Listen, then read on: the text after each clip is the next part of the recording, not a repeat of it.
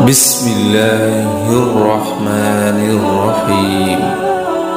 شروع اللہ کے نام سے جو بڑا مہربان نہایت رحم والا ہے۔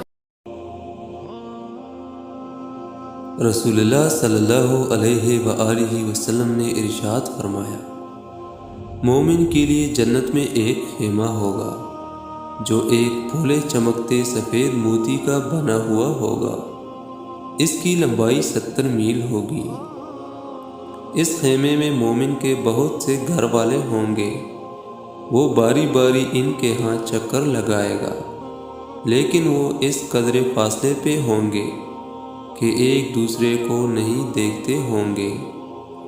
کسی کا بھی دل پریشانی یا حسد کا شکار نہ ہوگا۔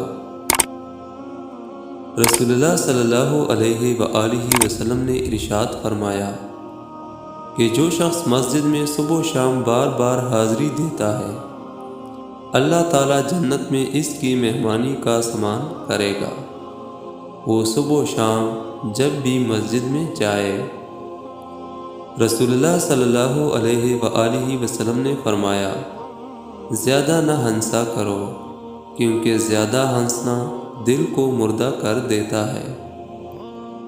نبی اکرم صلی اللہ علیہ وآلہ وسلم نے فرمایا، قرآن کی 30 آیتوں کی ایک سورت نے ایک آدمی کی شفاعت یعنی سفارش کی تو اسے بخش دیا گیا، اور یہ سورت سورۃ الملک ہے۔